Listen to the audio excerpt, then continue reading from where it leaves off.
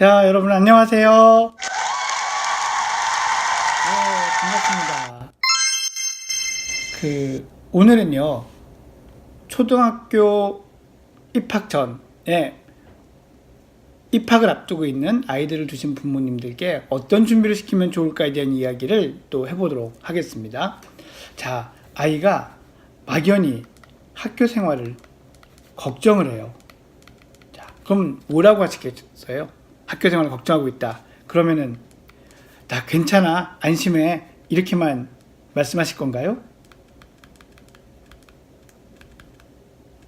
사실 이런 말들이, 이 말 자체는 나쁜 말이 아니거든요. 근데 이런 말에 좀 감정이 담겨야 돼요. 엄마랑 같이 잘 준비하면 돼. 넌 충분히 할 수 있어. 지금 아주 괜찮아. 이렇게 얘기한다면 격려가 되지만, 그냥 다 할 수 있어. 걱정하지 마. 이렇게 별일 아닌 것처럼 너무 취급을 해버리면 아이들은 이해받지 못한다고 생각하고 매우 걱정하는 그런 경우가 많습니다.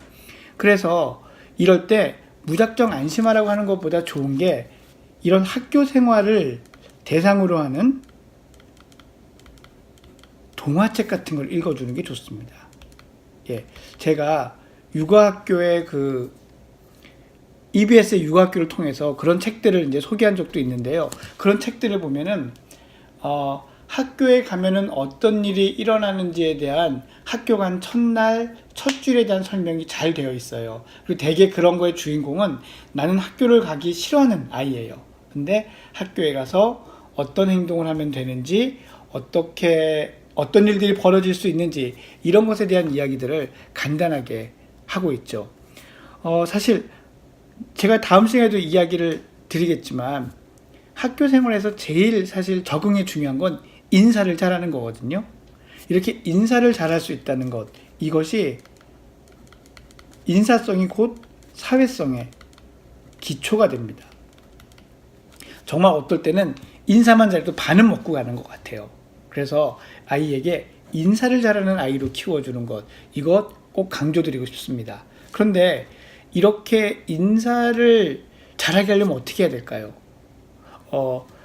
이런 경우가 있더라고요. 엘리베이터에서 이제 나이 많은 어르신이 아이를 만나서 막 예쁘다고 해주고 이렇게 딱 가면은 아이가 그냥 이렇게 뒤에 숨어서 이렇게 쭈뼛쭈뼛 하다가 이제 갑니다. 그래서 이제 어르신이 내리죠. 그러면 너 어른한테 인사해야지. 응? 그 인사도 안 하면 어떡해? 라고 얘기하시는 경우를 종종 보고 듣고 하는데요. 이때 가장 좋은 방법은 뭘까요? 예. 어머니께서 직접 인사하는 겁니다. 먼저 보고 그 어르신이 왔을 때 우리의 아이를 아는 체 하기 전에 먼저 인사하는 거예요. 먼저 인사하는 게 좋습니다. 안녕하세요 할머니, 안녕하세요 어르신. 이렇게 스스럼 없이 밝고 예의 바르게 인사하는 모습을 아이가 보면 그 모습을 보고 따라하는 거죠.